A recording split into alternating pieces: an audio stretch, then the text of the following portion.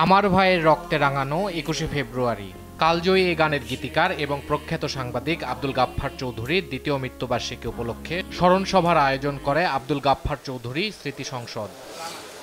সভায় গাফফার চৌধুরীর নানামুখী প্রতিভা ও অসাম্প্রদায়িক চেতনার স্মৃতিচারণ করেন বক্তারা। এই মুহূর্তে আমার তার প্রতি শ্রদ্ধা জানিয়ে যে কথা বলতে হয় যে তিনি সবসময় আমাদের রাষ্ট্র রাজনীতির অসঙ্গতিগুলোকে খুবই বুদ্ধিদীপ্তভাবে এবং সাহসের সাথে তুলে ধরতেন। তারা লেখার মধ্য দিয়ে আমাদের রাষ্ট্রীয় জীবনের যে অসঙ্গতিগুলো সেগুলো বেরিয়ে আসতো। গাফফার চৌধুরীর লেখা তখন সব সম্পাদকের কাছে প্রধান হয়ে ওঠে। তখন তিনি, আমি দেখেছি, কিছু পয়সা পেতেন, আবার অনেক সময় পেতেনও না, অনেক সম্পাদক পয়সা দেনও নি, এটাও ঠিক, কিন্তু সচ্ছল ছিলেন না। আমি যে কথাটি বলতে চাচ্ছিলাম, কিন্তু তার লেখায় সেই ছায়া পড়েনি। অসম্ভব আড্ডাবাজ ছিলেন, সহৃদয় ছিলেন, সবাইকে আপন করে নিতেন। তাকে শুধুমাত্র সংবাদপত্রের বিবেচনায় দেখলে চলবে না, ইতিহাসের দৃষ্টিকোণ থেকে একজন গাফফার চৌধুরী অপরিহার্য। তার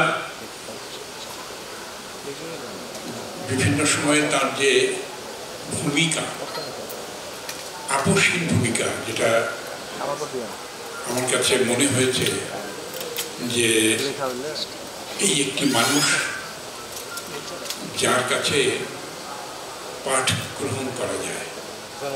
বঙ্গবন্ধুর পরিবারের সাথে গাফফার চৌধুরীর ঘনিষ্ঠতা তুলে ধরেন প্রবাসী কল্যাণ ও বৈদেশিক কর্মসংস্থান প্রতিমন্ত্রী।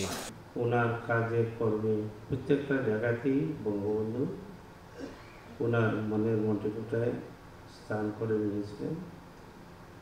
সেই বঙ্গবন্ধুর হত্যার পরে বঙ্গবন্ধুর হত্যার বিচারের জন্য তিনি যুক্তরাজ্যের বিভিন্ন শহরে, ইউরোপের বিভিন্ন দেশে, আমেরিকাতে বিভিন্ন জায়গায় গিয়েছেন। স্মরণ সভার প্রধান অতিথি প্রধান বিচারপতি ওবায়দুল হাসান বলেন, বহুমাত্রিক এ মানুষের কর্মকে বাঁচিয়ে রাখতে এগিয়ে আসতে হবে তরুণদের। কিন্তু এই হলে যদি খুব তরুণ মুখ খুব বেশি দেখা যেত, তাইলে আমি বলতে পারতাম, আমরা ভাবতে পারতাম গাফফার চৌধুরী সাহেবের লিগাসি তারা বহন করবে। কিন্তু সেইটি যখন হয় না, তখন মনে হয় একটি ইতিহাসের যবনিকাপাত হয়ে যাবে খুব তাড়াতাড়ি।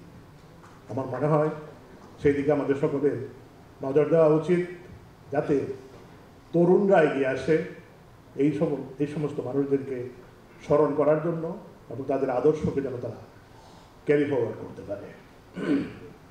এর আগে চিত্র প্রদর্শনীর মাধ্যমে আব্দুল গাফফার চৌধুরীকে স্মরণ করেন শোভানুদ্দাহীরা। ইফতেখার রেজা, দেশ টিভি, ঢাকা।